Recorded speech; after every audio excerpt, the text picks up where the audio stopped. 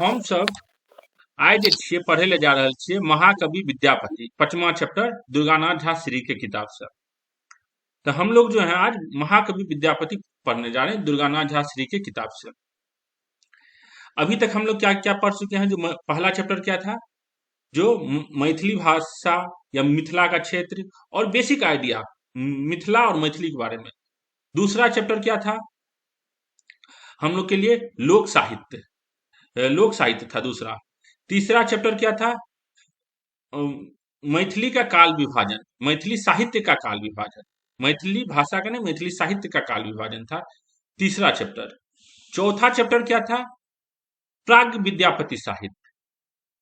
और पांचवा चैप्टर पर हम लोग अभी स्टार्ट कर रहे हैं महाकवि विद्यापति। विद्यापति के बारे में एक दो लाइन पहले सुन लीजिए। विद्यापति कौन थे? मैथिली साहित्य के रीढ़ का जो हड्डी जिसको कहा जाता है वे है विद्यापति। अगर विद्यापति को हटा दे तो मैथिली साहित्य को जानना, समझाना, बूझना कम असंभव है। मैथिली साहित्य को का जो मैथिली साहित्य मतलब विद्यापति, इतना ही समझ। तो इसलिए विद्यापति को अच्छा से समझना बहुत ही जरूरी है। इसके बारे में हम लोग स्टार्ट कर रहे हैं और भी बहुत जानकारी धीरे धीरे हम लोग डिस्कस करेंगे। तो चलो पढ़िएगा। मैथिली साहित्यिक सर्वश्रेष्ठ कवि छथि विद्यापति। मैथिली साहित्यिक सर्वश्रेष्ठ कवि छथि। वस्तुतः हिनके पर मैथिली साहित्यिक समग्र गौरव आधारित अछि। की कह रहल छै जे विद्यापति पर मैथिली साहित्यिक समग्र गौरव आधारित छै। आधुनिक भारतीय भाषा के इएह सर्वप्रथम महाकवि छथि जे संस्कृत साहित्यिक अमेघ गढ़ के दृढ़ता पूर्वक तोड़ि भाषा में काव्य रचनाक साहस कयल। एक मिनट। आधुनिक भारतीय भाषा के यह सर्वप्रथम महाकवि छथि जे संस्कृत साहित्यिक अमेध गढ़ के दृढ़ता पूर्वक तोड़ि भाषा में काव्य रचनाक साहस कयल। अर्थात विद्यापति एहन महाकवि छै जे संस्कृत साहित्य के जे परंपरा छलै ओकरा छोड़ के भाषा में काव्य रचनाक साहस करलकै। अब एतऽ देखू सबटा शब्द बहुत जरूरी और इम्पोर्टेंट शब्द छै जकरा समझे पड़तै। की छै आधुनिक भारतीय भाषा इएह सर्वप्रथम महाकवि छथि। एहिमे सबटा सब समझ में आबि रहल छै। आधुनिक भारतीय भाषा की सर्वप्रथम महाकवि छथि जे संस्कृत साहित्यक अभेद्य गढ़ के दृढ़ता पूर्वक तोड़ि भाषा में काव्य रचनाक साहस करलकै। एतऽ की देलकै, भाषा में, कोन भाषा के नाम नहीं देलकै है, किया देलकै जे भाषा देतियै ने मैथिली भाषा में काव्य रचनाक साहस करलकै। एतऽ किया देलकै भाषा, एकर की कारण छै? या तो प्रिंटिंग मिस्टेक छै या गलत शब्द दे देलकै या मैथिली भाषा के देखे चाही, कहबै? हेलो हेलो सूरज जी। हाँ आवाज आबि रहल है। आप ई बताइए। हाँ आवाज आबि रहल है। ई कहू एतऽ भाषा में काव्य रचनाक साहस करलकै, किया लिखलकै भाषा? मैथिली भाषा क्या नहीं लिखलकै, कहू? मैथिली भाषा एहि दुआरे नहीं लिखलकै कियाकि ओहि समय में जे मैथिली जे रहे अपन प्रारंभिक अवस्था में रहे और प्रारंभिक अवस्था में अबहट रहे। ठीक छै। तऽ अबहट जे छै, अबहट बहुत एहन विद्वान छै जे ई मानै छै जे मैथिली से अबहट भेलै। बहुत एहनो मानै छै जे हमर भाषा सेहो अबहट से भेलै। बहुत इहो मानै छै जे हमरो भाषा अबहट से भेलै।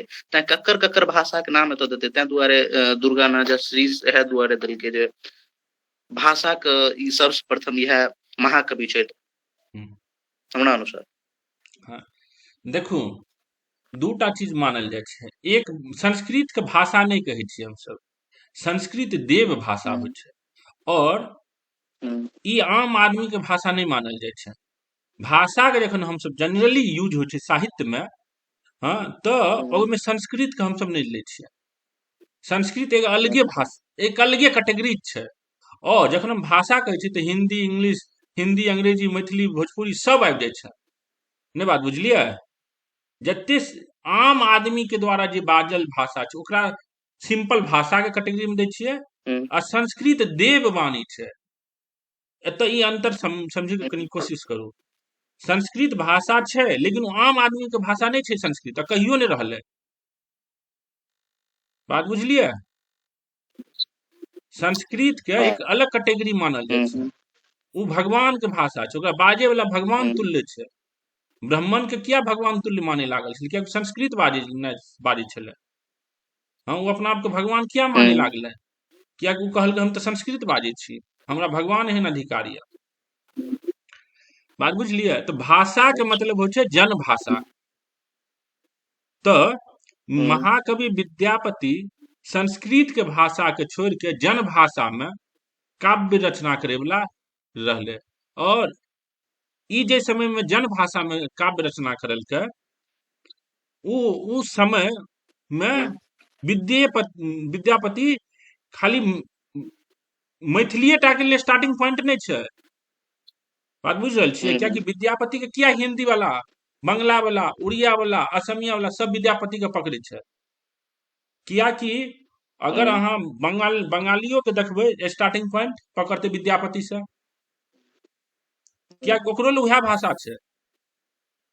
बात बुझ रहल छियै?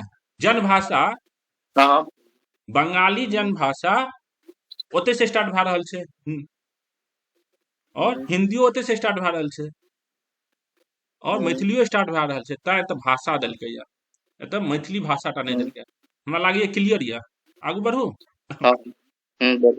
विद्यापति ई कार्य परवर्ती महालोकनिक बड़ महाकवि लोकनिक हेतु बड़ प्रेरक सिद्ध भेल, और एही आदर्श से अनुप्रेरित भ हुनकर चरण चिन्हक अनुसरण करैत पश्चात शंकरदेव, चंडीदास, रामानंद राय, कबीर, तुलसीदास, मीराबाई, सूरदास आदि अपन अपन भक्त भावना के माध्यम अपन अपन मातृभाषा के बनेलक।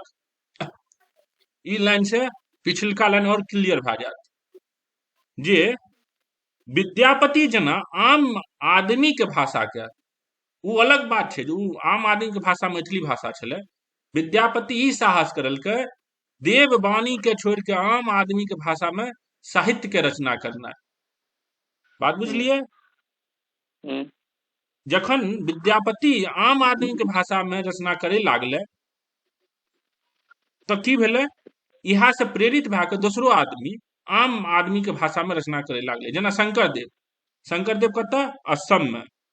संस्कृत में नहीं लिखल के, उ कथी में लिखल के? अहाँ के असमिया में लिखल के। चंडीदास, ओहो अहाँ के चंडीदास कतऽ छै? बंगाल के छै चंडीदास सब। रामानंद राय, कबीर, तुलसीदास, ई सब कतौका छै? ई सब अहाँ के भेल यूपी बिहार। यूपी के कबीर, तुलसीदास, मीराबाई, गुजरात राजस्थान, सूरदास यूपी के। तो पूरा भारत में ई आदमी के विद्यापति प्रेरित करलकै जे अहाँ संस्कृत साहित्य के छोड़ के अहाँ अपन भाषा में लिखू, जे अहाँ के लोकल लैंग्वेज ये ओहि में लिखू, अहाँ लिखे के चाही। बात क्लियर भेल? और एकटा बात एहिमे बतबै छी। जखन विद्यापति संस्कृत के छोड़ के अपन भाषा में लिखनाइ शुरू करलकै तो एकर बहुत उपहास उड़लै। अखनो मान लिअ अहाँ अंग्रेजी में बाजबै, अहाँ के लोग की बुझत? विद्वान, प्रतिष्ठित। और अगर अहाँ खाली हाँ छै कि नहीं? और मैथिली में बाजबै, मैथिली में लिखनाइ शुरू करबै तो की कहत? बुरलेल, खराब, किछ नहीं जाने छै। तो ई एगो प्रतिष्ठो के गप छै कि नहीं? तो ई प्रतिष्ठा के डर नहीं राखल विद्यापति संस्कृत के विद्वान होइतो ओकरा ई डर नहीं छलै जे लोग हमरा की कहत जे हम मैथिली में लिख रहल छियै। मैथिली में कोनो नीक चीज क्यों लिखे छै? मैथिली में तो मूर्ख आदमी पढ़े छै, मूर्ख आदमी काज करे छै। एगो डर छै कि नहीं? आइयो हम अंग्रेजी के कते प्रतिष्ठा दै छियै। आइ जेना अंग्रेजी के प्रतिष्ठा छै, ओहिना छलै संस्कृत के प्रतिष्ठा अपन समय में। हेलो, समझ में आबि रहल ये हमर बात? हाँ, तैं ओतऽ भाषा देलकै ये। शंकर देवो या चंडीदास, कबीर, तुलसीदास, मीराबाई, सूरदास, इहो सब संस्कृत के जे इज्जत छलै, प्रतिष्ठा छलै, ओकरा नहीं मानलकै और अपन लोकल लैंग्वेज में लिखनाइ शुरू कए देलकै। यह बात एतऽ तक क्लियर भेल। अर्थात अपन लोकल लैंग्वेज में लिखे के प्रेरित करलकै विद्यापति पूरे उत्तर भारत में। ताई छै, ताई कहल जाइ छै जे विद्यापति कथी छै, रिवोल्यूशनरी छै। आइ विद्यापति के किया जाने छियै हम सब, रिवोल्यूशनरी, जे परंपरा छलै ओकरा तोड़ के नया परंपरा स्टार्ट करलकै। संस्कृत के जे परंपरा छलै ओकरा तोड़लकै, ताई विद्यापति के हम जाने छियै। खाली ओकर पद ले नहीं जाने छियै, एक नया परंपरा स्टार्ट कऽ देलकै। मैथिली साहित्य में विद्यापति के युग ओतबे महत्वपूर्ण अछि जतबा अंग्रेजी साहित्य में शेक्सपियरक युगक कारण सबसे पहिने विद्यापति पदावली में सएह मिथिलाक अपन विशिष्ट भक्तिक तन्मयता, श्रृंगारिक सरसता और संगीतानुरंजन ओतेक स्फुट और व्यापक रूप में व्यक्त भेल तथा शीघ्र हुनक पदावली जन जन मानस में उतरी गेल। एकरा समझ में आबि रहल छियै? एकरा पढ़ू एक लाइन। ठीक छै, जे छै मैथिली साहित्य में विद्यापति युग जे छै ओतबे महत्व छै जते अंग्रेजी में शेक्सपियरक युग छै। एकर कारण की छै तऽ सबसे पहिने विद्यापति अपन पदावली में मिथिलाक वैशिष्ट भक्तिक तन्मयता, श्रृंगारिक सरसता आ संगीतानुरंजन के ओतेक स्फुट आ व्यापक रूप में अभिव्यक्त केने छथिन कि शीघ्र ई पदावली जे छै जन जन के मोन में उतरि गेलै, मानस में उतरि गेलै। राजा से लऽ कऽ रंक धरि, प्रकांड विद्वान से लऽ कऽ हरबाहा चरबाहा धरि हिनक पदावली सब में अपन अपन अनुभूतिक अभिव्यक्त होइत मिललै। यानी कि जे राजा रहे तकरो अपन अनुभूति भेलै हुनकर पदावली से, जे भिखारी रहे तकरो अभिव्यक्ति कयल गेल छलै एहि पदावली में। तऽ एहि के कारण जे छै जन जन में उतरि गेलै। संगीत हिनक लोकप्रियता के वाहन मात्र भेल, संगीत हिनक लोकप्रियता के वाहन मात्र भेल और हिनक संगीतक कारण जे छै पूरा उत्तर बिहार, उत्तर मतलब भारत कहियो या फिर पूरा देश कहियो तो लोकप्रियता के कारण बनले। परंतु हिनक पद सब में जेहन रमणीय भाव राशि आ तदन स्वरूप मधुर एवं सरस संगीतक मणिकांचन संयोग भेल। एक मिनट एहिमे हम ई कह रहल छी, पहले हमरा ई बताउ जे श्रृंगारिक पद किया लिखलकै, भक्ति पद किया लिखलकै? श्रृंगारिक पद के की काज छलै? श्रृंगारिक पद किया लिखलकै विद्यापति? किछु सोचू, हम तऽ बतेबे करब, हमर काज छै बतेनाइ, लेकिन अहाँ किछु सोचि सकै छियै जे श्रृंगारिक पद के लिखे के की काज छलै? ओ हमरा लगैया राजा के अनुसार जे भी राजा कहने हेतै, ओ हरि सिंह, शिव सिंह, तऽ हुनका अनुसार शायद लिखलकै। नहीं, देखू अहाँके एकटा चीज जानू, जे विद्वान आदमी होइ छै वो ककरो कहल से नहीं काज करे छै। अगर वो कहल से काज करे तो काज नहीं कए सकते। विद्वान आदमी अपन सोच के अनुसार काज करे छै। बात बुझलियै?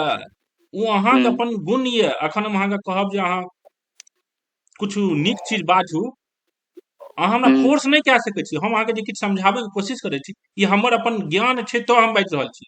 अहाँ हमरा फोर्स कए के कोनो कुछ हमरा से समझ सकै छियै से कहू? अगर मान लिअ अहाँ राजा छी, हम अहाँके कवि छी, अहाँ हमरा फोर्स कए के अहाँ हमरा से कोनो कविता लिखवा लेबै? नहीं, हम अहाँके थोड़े जेल में बंद कए देब, हम अहाँके सजेशन देब जे एहि पर अहाँ लिख सकै छियै, लिखू। हाँ, कवि के या कोनो फिलोसफर के, कोनो साइंटिस्ट के केओ फोर्स नहीं कए सकै छै। बात बुझ रहल छियै? कवि, साइंटिस्ट, रिवोल्यूशनरी ई सब समाज के दशा के देखै छै और फिर वो अपन गुण, अपन विद्वता, अपन दृष्टि से किछ के रचना करे छै। बात बुझलियै? रचना हमेशा मौलिक होइ छै। बंदूक के दम पर थोड़े कविता लिखवा सकै छियै। हाँ, बंदूक के दम पर अहाँ कविता नहीं लिखवा सकै छियै। विद्यापति चूंकि विद्वान आदमी छलै, युग द्रष्टा, युग स्रष्टा छलै, ओ देखलकै समाज के लिए केना लिखल जाए, समाज के रिक्वायरमेंट की छै। समाज के रिक्वायरमेंट छलै भक्ति, समाज के रिक्वायरमेंट छलै श्रृंगार। बात समझ में आबि रहल यऽ? श्रृंगारिक पद किया लिखलकै? अहाँ ई समझू, मार्केट के रिक्वायरमेंट होइ छै तो चीज को कोनो चीज मार्केट में आबै छै। बात समझ में आबि रहल यऽ? तऽ के कहने हेतै? लोक सब कहने हेतै जे श्रृंगारिक लिखू। नहीं, देखू की भेलै, अब पहले श्रृंगारिक के समझू किया लिखलकै। विद्यापति से पहले मिथिला में की आबि गेल छलै सिद्ध साहित्य सब, और ओहिठाम की भए रहल छलै, आदमी सब सन्यास के रास्ता पर जाय लागल छलै। अहाँ कनी एगो अच्छा। और रास्ता पर आबू। शंकराचार्य की करलकै, गीता के किया एलै उद्घोष? एकर सबके ई रीजन एलै जे बौद्ध धर्म के कारण आदमी सन्यासी होय लागल छलै। बात बुझलियै? तब अगर आदमी सन्यास ले लागते, बहुत बेसी से बेसी आदमी सन्यास ले लागते, तो समाज केना चलते? समाज टूटे लागते ना। अगर सब आदमी संत भए जेते, समाज केना चलते? समाज नहीं रहते तो राजा नहीं रहते। और विद्यापति के समाज के सुदृढ़ करे के छलै। विद्यापति ले राजा, विद्यापति की कहलहुँ, विद्यापति चाणक्य छलै अपन समय के। ओकरा पता छलै जे समाज के केना पकड़ के राखल जाइ छै। बात समझ में आबि रहल यऽ? समाज के रिक्वायरमेंट छलै श्रृंगार, समाज के रिक्वायरमेंट छलै भक्ति। जेना आइ अहाँ ले चावल दालि के रिक्वायरमेंट ये, अहाँ के नहीं हम चावल दालि देब, अहाँ भूखल मरि जेबै, छै कि नहीं? हाँ, खाली भोजन से हमरा आनंदे टा नहीं आबै छै, हमर रिक्वायरमेंटो छै भोजन। श्रृंगार और भक्ति समाज ले बहुत जरूरी छलै। श्रृंगार अगर नहीं पद लिखतियै तो जे आदमी बौद्ध धर्म के कारण या दोसर धर्म के कारण भागि रहल छलै, मेनली बौद्धे धर्म के कारण, समाज के छोड़ के, अखने अहाँ के मन में श्रृंगार ले कोनो भावना नहीं है, नहीं है, अहूँ सन्यास के रास्ता पर जा रहल छियै। हाँ, तो हमर समाज टूटते कि नहीं टूटते? अगर अहीं एहन सब आदमी सोच ले जे संसार में किछु नहीं छै, हम जाइ छी हिमालय, आ ई भावना बहुत आबि गेल छलै, तो विद्यापति यह भावना, सन्यास के भावना के रोके कारण श्रृंगारिक पद के रचना करलकै। बात समझ में आबि रहल यऽ? केना श्रृंगार अखने कोनो अहाँ देखबै लड़की सब क्या श्रृंगार करे छै, मेनली श्रृंगार करे के ओकर इहा रहे छै। बहुत रीजन होइ छै, श्रृंगार करे के रीजन इहो रहे छै जे कियो लड़का ओकरा तरफ देखे। बात समझ में आबि रहल यऽ? श्रृंगार एहन नहीं छै जे श्रृंगार के एगो बहुत रीजन होइ छै, नीको लागे छै, ओकरो नीक लागे छै, लेकिन एकटा कतौ ने कतौ इहो रीजन रहे छै जे कियो ओकरा तरफ देखे। श्रृंगार अपने टा लेल लोग नहीं करे छै। बात बुझ रहल छियै? आकर्षणो करे ले श्रृंगार करल जाइ छै। ओहि समय तो और छलै, आइ काल्हि तो बहुत फिलोसफी भए गेलै है जे हम डिओ लगबै छी या क्रीम लगबै छी उ अपन कॉन्फिडेंस बनबै ले, लेकिन प्राचीन समय में श्रृंगार के जे कारण ई छलै जे अपोजिट जे सेक्स छै ओकरा अट्रैक्ट करना। तो ओहि समय में की करैत रहे? श्रृंगार के बदला कविता गाबैत जाइत रहे? नहीं, सुनू की भेलै एकर कहानी। श्रृंगारिक पद से की होइ छै? श्रृंगार रस के कारण की होइ छै? रति मिलन के इच्छा होइ छै ने यौ? अहाँ जखन विद्यापति के पद पढ़बै, श्रृंगारिक पद, अहाँ के मन में रति मिलन के इच्छा हैत? रति के भाव उठते कि नहीं श्रृंगारिक पद पढ़ के? अहाँ जेबै फिर संत बने ले? नहीं जेबै? समाज बचतै? समाज जब बचतै, सत्य समाज सुदृढ़ हेतै, राजा तो रहतै, अतः विद्यापति समाज के लाके चल सकते। अगर श्रृंगारिक पद नहीं रहे, श्रृंगारिक भावना नहीं उठते, आई किया हम सब फिल्म देख के रोमांटिक भए जाइ छै, गीत सुन के रोमांस उठे छै कि नहीं मन में? तो विद्यापति की मालूम छलै, हम अगर श्रृंगारिक पद लिखबै, जे लेडीज सब छै ओकरो मन में, या जे जेंट्स छै ओकरो मन में श्रृंगारिक भावना उठते, रति के इच्छा उठते, उ संत के बने के जे भावना प्रबल भए गेलै बौद्ध धर्म के कारण, ओकर कनिटा प्रभाव कम पड़ते। बात बुझ रहल छियै कि दिक्कत ये? एखनो मन में कनियोटा डाउट रहे तऽ बात एकटा डाउट कहू। हाँ, बौद्ध धर्म जे रहे वो अपन शुरुआती दौर में रहे 530 या 550 सब शायद रहे। हाँ, लेकिन ई विद्यापति जे छथिन ई तो 1340 सब में लिखलखिन, तो ओहि समय में एते डोमिनेंट रहे कि ओ बौद्ध सब मिथिला में? डोमिनेंट ओते नहीं छलै, लेकिन अहाँ के बतबै छियै, अहाँ के प्राग विद्यापति साहित्य छोड़ दियौ, बुद्धा के छलै। विद्यापति से पहले कि कोन साहित्य अहाँके उपलब्धि है मैथिली में? चलू अहाँ टेक्निकले हाँ, सब्जेक्ट में प्राग विद्यापति, सिद्ध प्राग साहित्य। विद्यापति, प्राग विद्यापति साहित्य में ककर साहित्य छै? सिद्ध साहित्य सबसे सिद्ध मेन छै, साहित्य, सिद्ध साहित्य ककर छलै? बौद्ध के रहे। बौद्ध के। आब अहाँके समझ में आबि रहल यऽ जे विद्यापति से पहले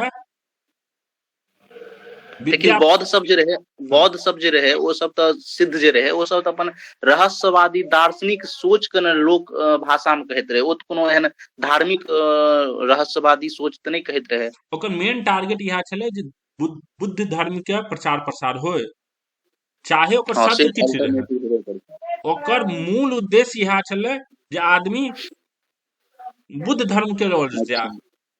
हम्म तरीका ठीक। चाहे जे रहे, ओकर टारगेट की छलै? हेबे करते टारगेट, हाँ, कियाकि वो अपने रहे बुद्ध तो। तऽ ओकर टारगेट उएह छलै।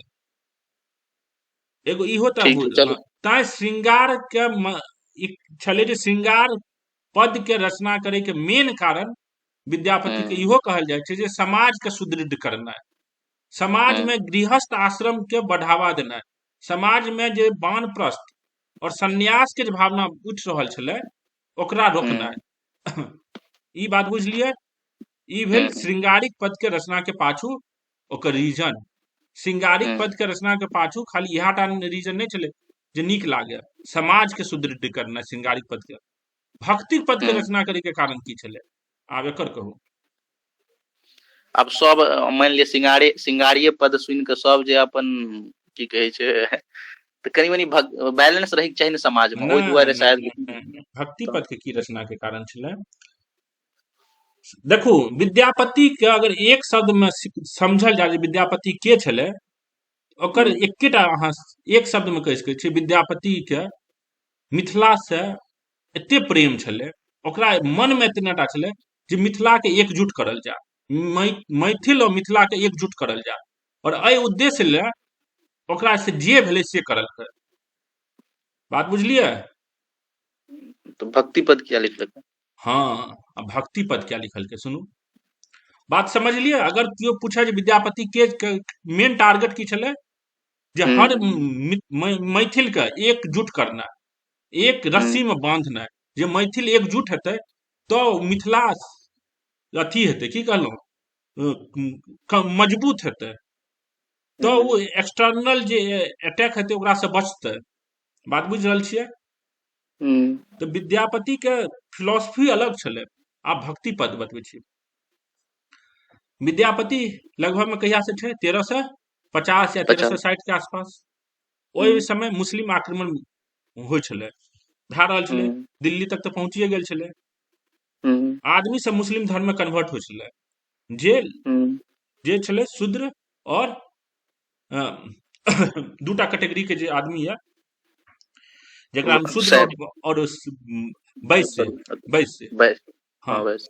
ई सब मुस्लिम धर्म के तरफ कन्वर्ट होइ छलै।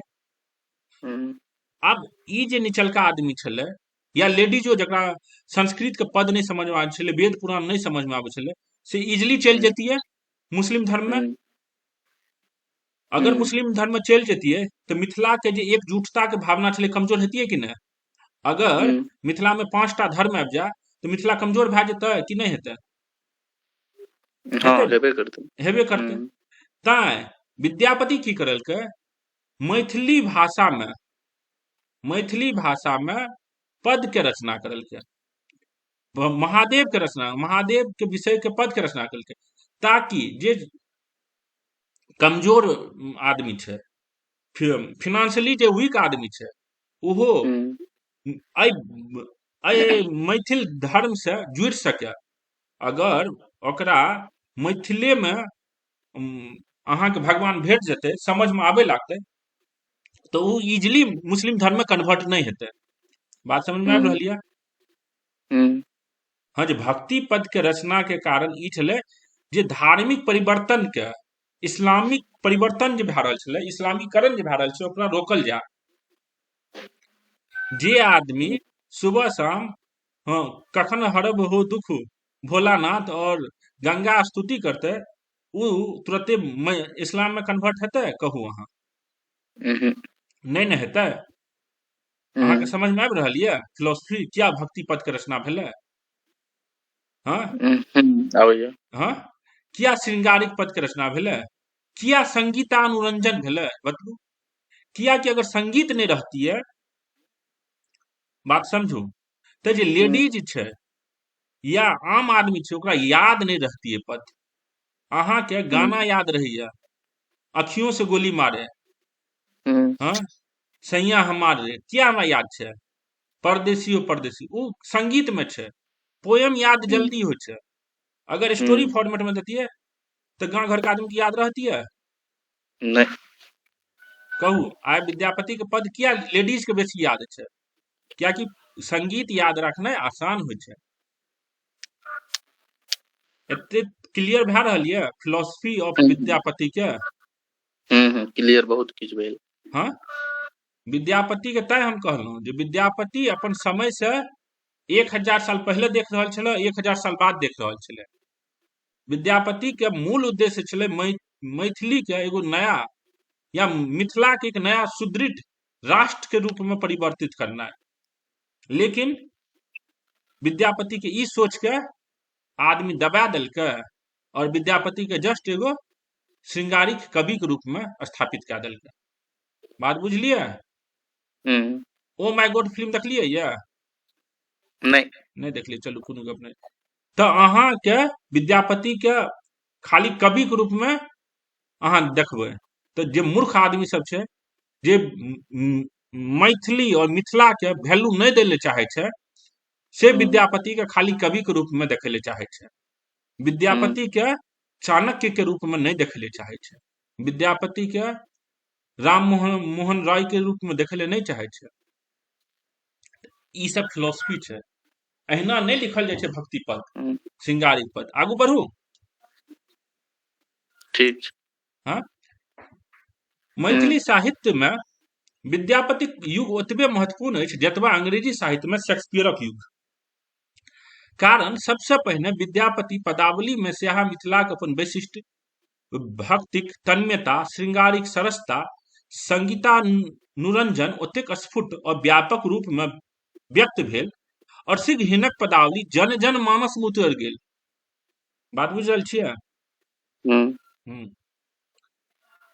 राजा से ल रंक धरि, प्रकांड विद्वान से ल हरबाहा चरवाहा धरि हिनक पद सब में अपन अपन आत्मानुभूति के अभिव्यक्त भेल पाओल।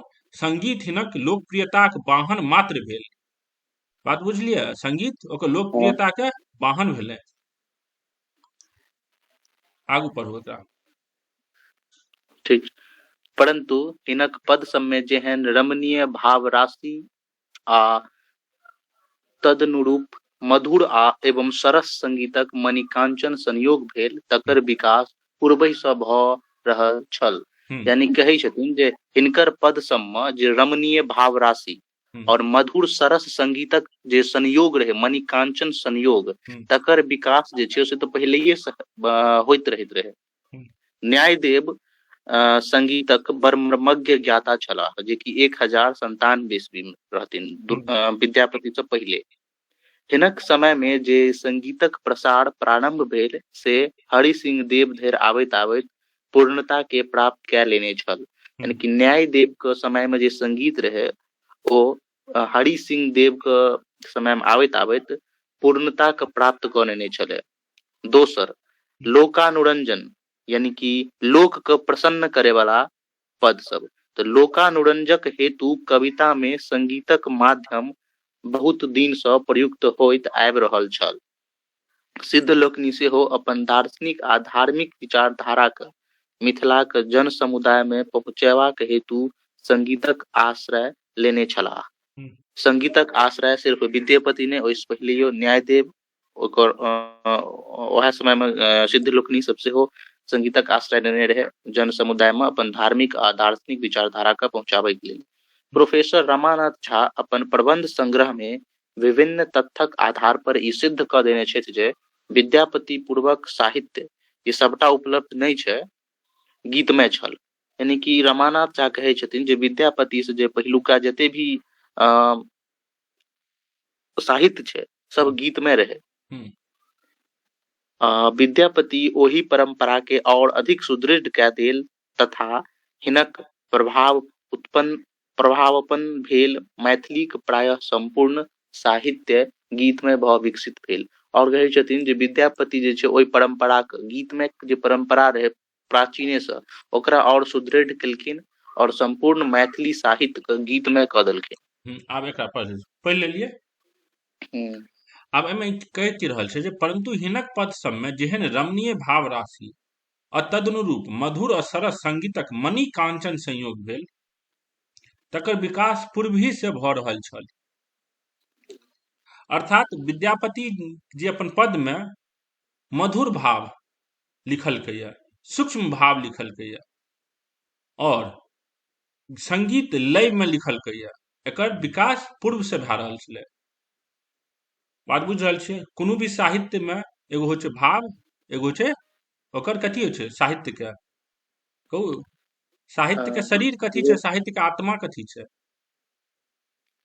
तो वो तो अथी कोन स्टाइल में लिखल गेलै, जरा कला, एगो कला पक्ष, एकटा होइ छै भाव पक्ष। भाव पक्ष, बात बुझलियै? तऽ कला पक्ष जे होइ छै ओकरा की कहै छै, साहित्य के शरीर कहै छियै कला पक्ष। और भाव पक्ष की होइ छै, साहित्य के आत्मा होइ छै। तऽ कोनो काल जय साहित्य ले भाव पक्ष और कला पक्ष दुनू होइके चाही, तहने ओ इटर्नल होइ छै, टाइमलेस किताब लिखाबै छै। बात बुझलियै? सब छै फिलोसफी के बात कनी। तऽ परंतु हिनक पद सबमे जेहन रमणीय भाव राशि अर्थात जे भावना के छलै, अर्थात आत्मा, जे साहित्य के आत्मा भाव कहै छियै, और संगीत के जे तरीका जे छलै ओ पूर्व से आबि रहल छलै। न्यायदेव के छलै? न्यायदेव संगीतक बहुत बड़का ज्ञाता रहे। न्यायदेव किया फेमस छै? पता नहीं पता है जरा। कर्नाट वंश किया स्थापित करलकै? 1097 ईस्वी किया फेमस छै? अच्छा, न्यायदेवे केलकै कर्नाट वंश के स्थापना। तो खाली संगीतक रहती तो लोग जानती है। देखू संसार एगो आदमी, एगो अहाँ अगर मैथिलीए के लाके चलबै तऽ अहाँके कोनो वैल्यू नहीं है। अहाँ जखन मैथिली के लाके IAS IPS बनबै तो अहाँके वैल्यू हैत। पावर के वैल्यू होइ छै, ज्ञान के वैल्यू नहीं छै कहियो, ई अहाँ जानि लिअ। अहाँ ई कहू जे हमरा बहुत ज्ञान ये, तऽ ज्ञान जे छै ने चाय के दुकान पर बिकै छै, बैसल छै आदमी ज्ञानी सब, ओकर कोनो वैल्यू नहीं छै। शस्त्र और शास्त्र दुनू होइके चाही, ई बात अहाँ समझ लिअ। हनुमान जी या रावण खाली ज्ञानी नहीं छलै तैं ओकरा आदमी जानै छलै, रावण के पास शक्ति छलै। न्यायदेव संगीतज्ञ के कारण नहीं जानल जाइ छै, न्यायदेव राजा छलै और तो संगीतज्ञ छलै। की कहलहुँ? पैसा मैटर करे छै। बात बुझलियै? अहाँ अरबपति भए जाओ, एगो कोनो छोटको सनक गीत लिखबै ने, अगर मुकेश अम्बानी कहनो गीत गाबि देतै, वायरल भए जेतै ऑल इंडिया में। हाँ, वायरल भए जेतै, 1 सेकंड में भए जेतै वायरल। विदेश में भए जेतै। हाँ, उ एहन आदमी छै, पैसा वाला आदमी छै, सब जानै छै। ओहिना न्यायदेव राजा छलै और तो संगीतज्ञ बनलै, तो ओकरा फेमस छै। चलू, न्यायदेव 1097 ईस्वी संगीतक बड़ मर्मज्ञ ज्ञाता छलाह। हिनक समय में जे संगीतक प्रसार प्रारंभ भेल से हरि सिंह देवक धरि अबैत अबैत पूर्णतया के प्राप्त कऽ लेने छल। हरि सिंह देव कहिया भागले एतऽ से? मरले तऽ नहीं, भागले कहिया? याद नहीं है। काल्हि तऽ पढ़ने छलियै 1323 ईस्वी में। यादो राखू ने पिछला। कर्नाट वंश के अंतिम राजा के छलै? हरि सिंह देव। हरि सिंह, हाँ। यहाँ ने लागल छलै मैथिली के नेपाल। हाँ, तो हम कल पढ़ने छलियै ना। तो कर्नाट वंश कतऽ से न्यायदेव से लाके हरि सिंह देव तक चलै छै। न्यायदेव 1097 ईस्वी में संगीतक बड़ मर्मज्ञ ज्ञाता छलाह। हिनक समय में जे संगीतक प्रसार प्रारंभ भेल से हरि सिंह देव धरि अबैत अबैत पूर्णतया के प्राप्त कऽ लेने छल। दोसर, लोकानुरंजक हेतु कविता में संगीतक माध्यम बहुत दिन से प्रयुक्त होइत आबि रहल छल। कविता में संगीतक माध्यम लोक मनोरंजन ले बहुत दिन से चल रहा छे, ई नहीं जे विद्यापति से स्टार्ट करलकै। हम सब पढ़लिए ने सिद्ध साहित्य जे 8वीं शताब्दी में चले छले, उहो सब संगीते के फॉर्मेट में, और यहाँ तक कि ऋग वेदो जे छै संगीते के फॉर्मेट में छै, पद में छै ने यो। हेलो, हाँ अहाँ ऋग वेदो के पढ़बै तऽ अहाँके लागत कि कोनो कविते सुनि रहल छियै। तऽ इएह छै जे संगीतक परंपरा लोक मनोरंजन ले बहुत दिन से भए रहल छलै। सिद्ध लोकनि सेहो अपन दार्शनिक और धार्मिक विचारधारा के मिथिला के जन समुदाय में पहुंचेबाक हेतु संगीतक आश्रय लेने छलाह। सिद्ध लोकनि की करलकै, अपन दार्शनिक और धार्मिक विचारधारा ले के प्रचार ले संगीत के आश्रय लेने छलै। आब देखू संगीत के आश्रय लेलकै, संगीत के आश्रय केना भेलै, ई टॉपिक पैराग्राफ के छै जे संगीत के प्रचार प्रसार करलकै। प्रोफेसर रमानाथ झा अपन प्रबंध संग्रह में विभिन्न तथ्यक आधार पर सिद्ध क देने छथि जे विद्यापति पूर्वक साहित्य गीतमय छल। बात बुझलियै, जे विद्यापति से पूर्वक जे साहित्य छलै ओ गीतमय छलै। विद्यापति ओही परंपरा के और अधिक सुदृढ़ क देल और हिनक प्रभाव तो संगीतक परंपरा जे छलै विद्यापति से पहलियो छलै। विद्यापति परंपरा के बहुत सुदृढ़ करलकै और इनके प्रभाव के कारण मैथिली साहित्य गीतमय भ विकसित भेल। सही छै, आगू पढ़ू। भारतक इतिहास में मध्यकाल भारतीय संस्कृति आ सभ्यता के हेतु बड़ संकट आ संघर्षक समय छल। संपूर्ण भारतवर्ष में मुसलमानी आतंक विद्यमान छल। ई अवश्य जे मिथिला में मुसलमान बर पाछा आबि अपन प्रभाव विस्तार करबाक हेतु प्रस्तुत भेल, मुदा दिल्ली में मुसलमानी राज्य स्थापित भ चुकल छल। आन प्रांतक लोक मुसलमानी आक्रांता संग सशस्त्र संघर्ष कए रहल छलाह, परंतु पूर्वहि सँ सावधान नहीं रहबाक कारणे तथा आंतरिक अनैक्य के कारणे क्रमशः सब केओ पराजित भेलाह। एही पराजय सँ ओही क्षेत्र में केवल मुसलमान लोकनिक राज्यटाक विस्तार नहीं भेल, प्रत्युत भारतीय संस्कृति के सेहो बड़ क्षति पहुँचल तथा ओही क्षेत्र में हिंदू लोकनि आंतरिक संगठनक अभाव में मुसलमानी सभ्यता आ संस्कृति के बड़ विस्तार भेलैक।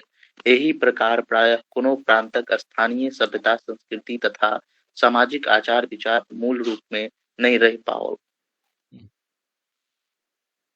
की करे छे, भारतक इतिहास में मध्यकाल भारतीय संस्कृति और सभ्यता हेतु बड़ संकट और संघर्षक समय छल। बात बुझ रहल छी जे मध्यकाल जे छै मिडिवल इंडिया की छलै, सभ्यता संस्कृति ले बहुत मुश्किल दौर छलै। किया छलै कहू? मिडिवल इंडिया में ओइ समय हाँ मुसलमानी ताकत जे छै पूरा भारत में पसर गेल रहे ना। हाँ, पूरा भारत में नहियो पसरले तो इम्पैक्ट पूरा भारत में छलै। हाँ, ई नहीं कहबै पूरा भारत में पसर गेल छलै, लेकिन इम्पैक्ट डायरेक्टली इनडायरेक्टली प्रभाव पूरा भारत में आबि गेल छलै। यह कह रहल छै संपूर्ण भारतवर्ष में मुसलमानी आतंक वर्तमान छल। संपूर्ण भारतवर्ष में ई अवश्य जे मिथिला में मुसलमान बड़ पाछा आबि अपन प्रभाव विस्तार करबाक हेतु प्रस्तुत भेल। मिथिला में मुसलमान बहुत बाद में एलै, मुदा दिल्ली में मुसलमानी राज स्थापित भ चुकल छल। दिल्ली में मुसलमानी राज कहिया से स्थापित होले कहू? 1500 नहीं दिल्ली सल्तनत कहिया से स्टार्ट होले है? नहीं पता यार एग्जैक्ट। दिल्ली सल्तनत नहीं पता यहाँ के हिस्ट्री के कंसेप्ट? मोहम्मद गौरी और पृथ्वीराज चौहान तराई के युद्ध कहिया भेलै है? नहीं पता है एग्जैक्ट। चलू सब देखबै 1191, 1192, first war of Tarai, second world war of Tarai, ई सब नहीं जान छी? इल्तुतमिश, गुलाम वंश, खिलजी वंश, 1206 में कौन वंश स्टार्ट भेलै है? 1206 में मिडिवल इंडिया किछ नहीं पढ़लिए एकर मतलब? नहीं। ठीक छै, कोनो गप नहीं। तो एते मान के चलू जे दिल्ली सल्तनत 1206 ईस्वी से मानल जाय छै। बात बुझलियै? तो 1206 और हम सब विद्यापति के कोन टाइम पीरियड पढ़ रहल छियै? 1350 1400 के आसपास। 1350 1360 में मानै छी विद्यापति जन्म भेलैया। कियो ओकरा 1350 कहै छै, कियो 1360 कहै छै, ओहिमे नहि मोटा मोटी विद्यापति के जन्म से 200 साल के लगभग में 1250 या 150 साल पहले 1206 में भेलै ना, तो 150 साल पहले मुसलमान जे छै दिल्ली पर शासन करना स्टार्ट कए चुकल छै नीक से। देख रहल छियै, मुदा दिल्ली में मुसलमानी राज स्थापित भऽ चुकल छल।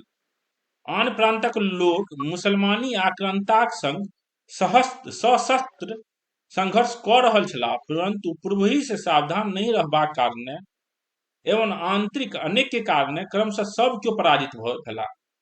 बात बुझलियै?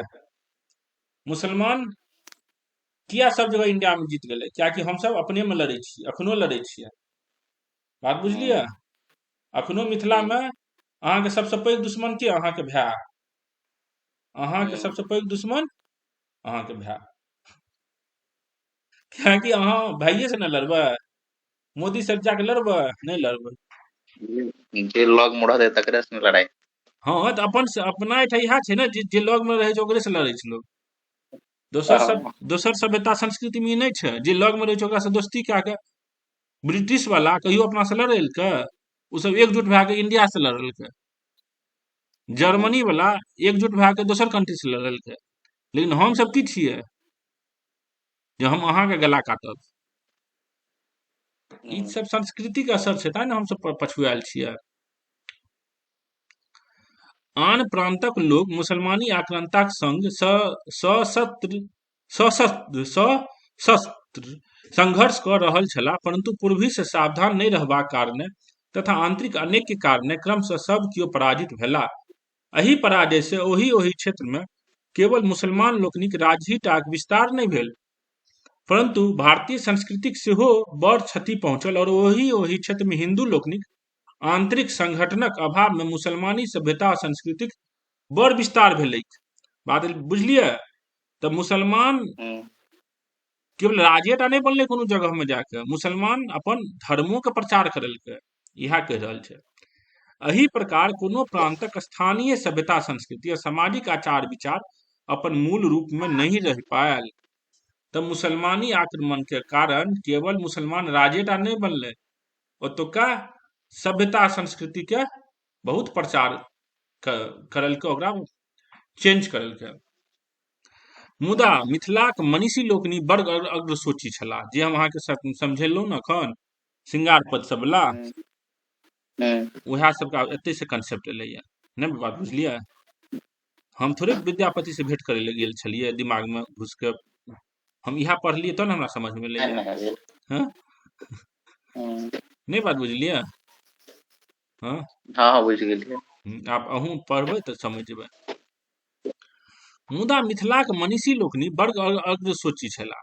हिनका लोकनि के राजनीतिक अस्तित्वक प्रति ओतेक मोह नहीं छलनि जते अपन सभ्यता संस्कृति, अपन आचार विचारक शुद्धताक प्रति। की कहलकै? मिथिला के लोग जे छै आइयो देखबै के राजा बनि रहल छै, ओहिसे मैथिली के मिथिला के ओते फर्क नहीं पड़े छै, लेकिन अपन धर्म के पकड़ने छै आइयो, जे नहीं हम बाभने में बियाह करब, गोत्र मूल देखब। बात बुझ रहल छियै?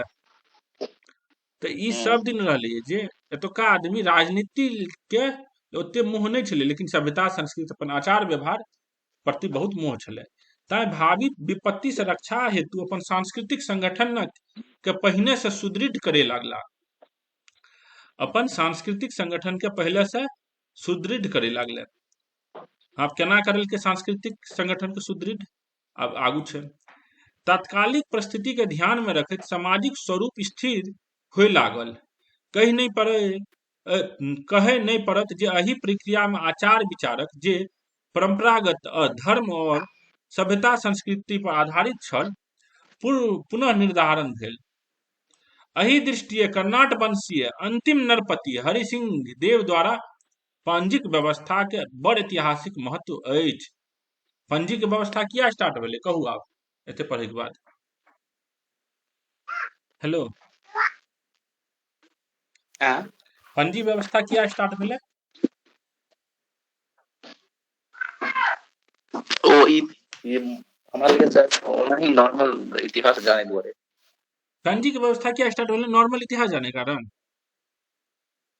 तो पंजी के व्यवस्था एहि शुरू भेलै जे धर्म परंपरा के सुदृढ़ कयल जा सके। केना करते? आइ मान लिअ हम अहाँके ठाम जा एक विवाह करै लए चाहै छी, बात बुझलियै? तब अहाँ और हमर कोन रिश्ता छै से मालूम होयके चाही ने, केना पता चलतै? कोनो छै कागज लिखल? नहीं तो ऊ छै पंजी में लिखल। अहाँ अपन पिताजी के नाम बाजबै, हम अपन पिताजी के नाम बाजबै, बात बुझलियै? और अहाँ के पिताजी के जते पिताजी हेतै 10टा 20टा पिछलका सब पंजी से निकलि जेतै। हम सब ज्योतिरेश्वर ठाकुर के पिताजी के बारे में कतऽ से जानलियै कहू? या विद्यापति के पिताजी के बारे में कतऽ से जानलियै? गेल छलियै ओकरा से भेंट करै लए? हेलो हाँ हेलो हाँ नहीं नहीं वेट करके हाँ हाँ हमरा आवाज नहीं जाइए जाइ छै। ई कहू भेंट तऽ नहि करै लए गेलियै, केना हमरा पता चललै? पंजी में लिखल छै जे इनकर पुत्र ई, इनकर पुत्र ई, उनकर पुत्र ई। तो न पंजी सिद्धांत के की मतलब छै? विवाह में सिद्धांत किया करायल जाइ छै? एकर की मतलब भेलै सिद्धांत के मतलब? हेलो ओहे ताकने ताकनाइ, मिलेनाइ, जे कोनो मैचिंग तऽ नहि भए रहल छै। हम्म तऽ बात बुझलियै? इएह छै पंजी के व्यवस्था के मतलब ई भेलै जे आदमी के, कियाकि अगर सब मुसलमान में जाय लागतियै तऽ अहाँ मुसलमानो में चलि गेलियै, लेकिन अहाँके अखन पता ये जे हमर वंश कतऽ से आबि रहल छै, हाँ तऽ अहाँके टेर चलि जायत ने। मानि लिअ काल्हि के डेट में अहाँ मुसलमाने भए गेलियै, अहाँके भाय के लिखल छै, अहाँके पिताजी के लिखल छै जे ई 4टा पुत्र छै हिनकर, तऽ अहाँ पकड़ा जेबै ने? हेलो हाँ अगर पंजी में लिखल छै हाँ जे हाँ अहाँके पिताजी के 4टा पुत्र ये, 3टा भाय कहते नहीं ई सूरज जे छै ने ई हमरे भाय छै, आइ मुसलमान भए गेलैये। हम सब मनबोध के बारे में कतऽ से पता चलै छै जे मनबोध के भाय छलै, या गोविंद दास के भाय छलै? ई सब कतऽ से हमरा पता चललै? गोविंद दास के आत्मा से थोड़े बात जाके करलियै हम सब, हाँ? गोविंद दास के जे वंशज छै ओकर पंजी निकाललियै, वो पंजी में देख लेलियै। जेना नहीं कहै छै रजिस्ट्री करेनाइ, हाँ तो उएह रजिस्ट्री भेलै उस समय के, बात बुझलियै? जकर आधार पर तहिया जे मैथिली ब्राह्मण आ कर्ण कायस्थक वैवाहिक व्यवस्था स्थिर भेल से आइ धरि किछु ने किछु चलैत अछि, बात बुझलियै? ई पंजी व्यवस्था आइयो पर ब्राह्मण आ कर्ण कायस्थ में पंजी व्यवस्था चलि रहल छै। दोसर सुविधा हेतु फेर से पद्धति के रचना कयल गेल। गृह सूत्रक 16म संस्कार में 10 गोट मात्र आब मैथिलीक हेतु ग्राह्य भेल और मैथिल समाजक आचार विचार में सरलीकरण कयल गेल।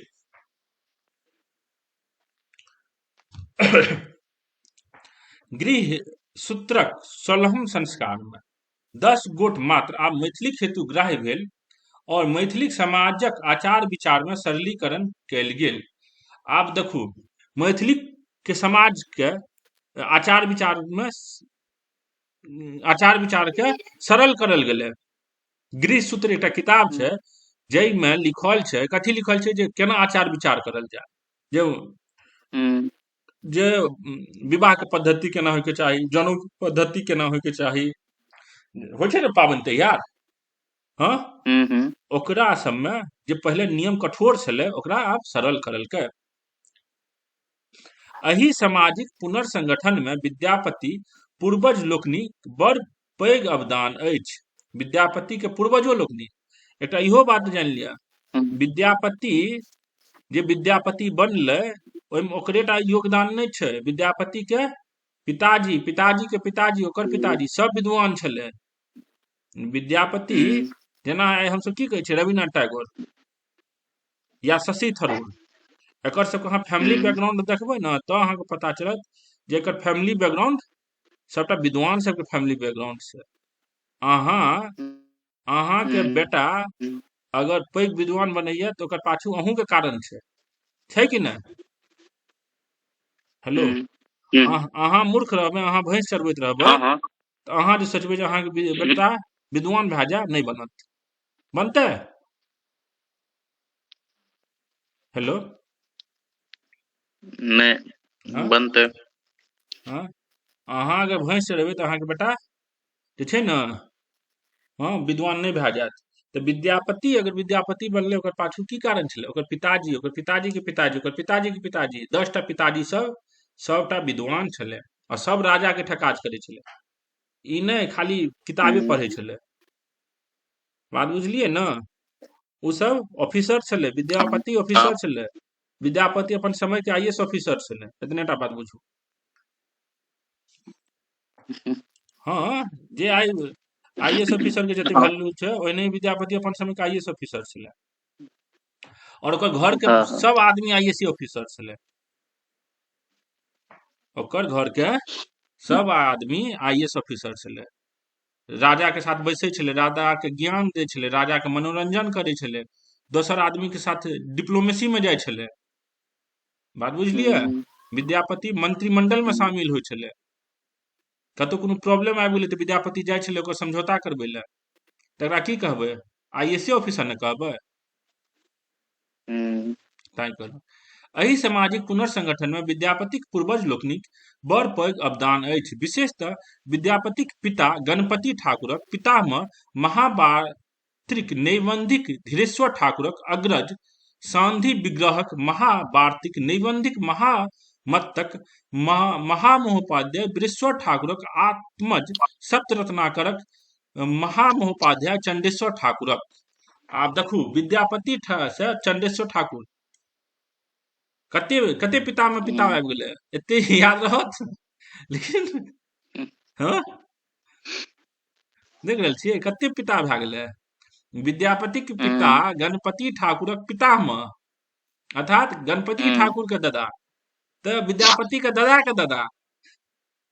हाँ, ओकर तऽ ई एते रिलेशन नहीं समझू, लेकिन ई समझू जे चंडेश्वर ठाकुर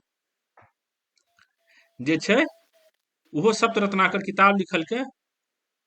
और एकटा चीज एतऽ हम अहाँके बतबै लए चाहै छी, जे ब्राह्मण सबके राजा सब किया राखै छलै अपना एहिठाम? कहू। एकर कारण ई छै जे समाज में राजा हर हमेशा की चाहे छै, नियम कानून एना बनायल जाए जे सबके पसंद होय। और एहन कोनो स्थिति आबि गेलै जे राजा के हर हमेशा नियम कानून बदले के पड़ैत रहे छै। बात बुझलियै?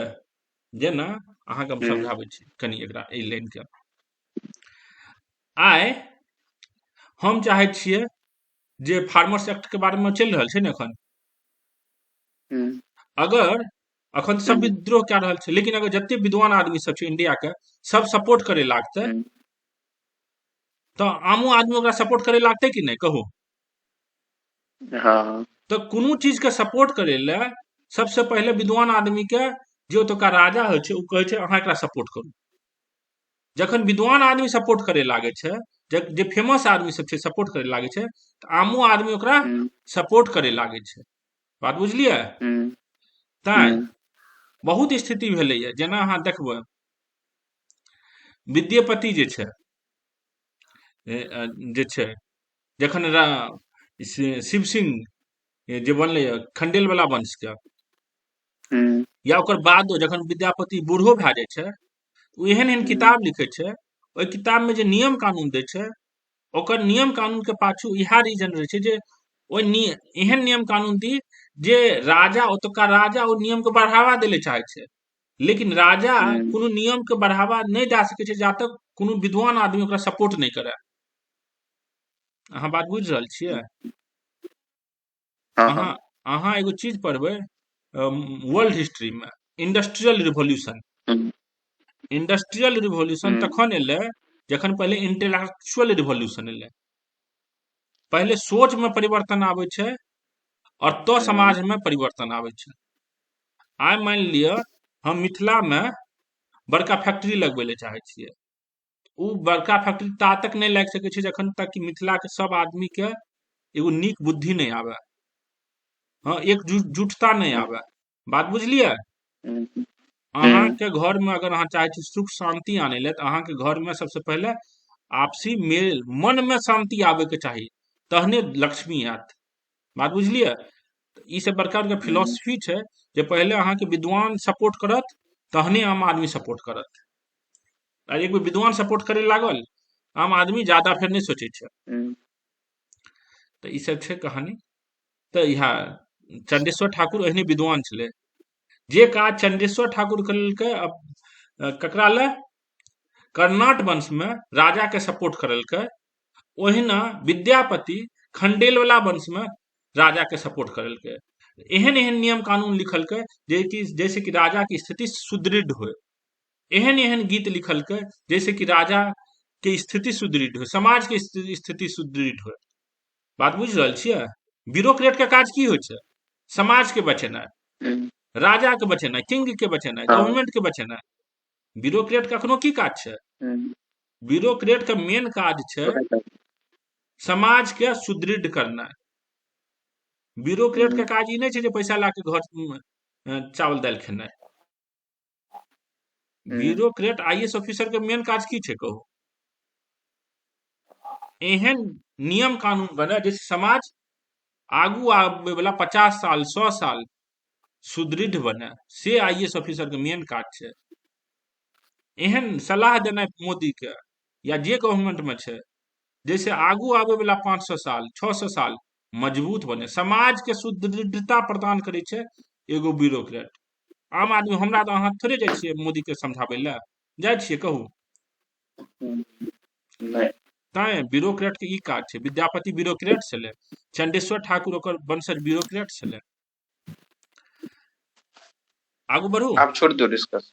ई लाइन कंप्लीट कऽ दै छी। हिनकहि रत्नाकर सभक अनुसरण मिथिला के विभिन्न समाजक व्यवहार में होय लागल। देखू, हिनकहि रत्नाकरक सभक अनुसरण मिथिला के विभिन्न समाजक व्यवहार में होय लागल, उएह प्रमुख प्रमाण ग्रंथक रूप में स्वीकृत भेल। आप देखू, इनके जे छै चंदेश्वर ठाकुरक किताब जे छै प्रमाण ग्रंथक रूप में स्वीकृत भेलै।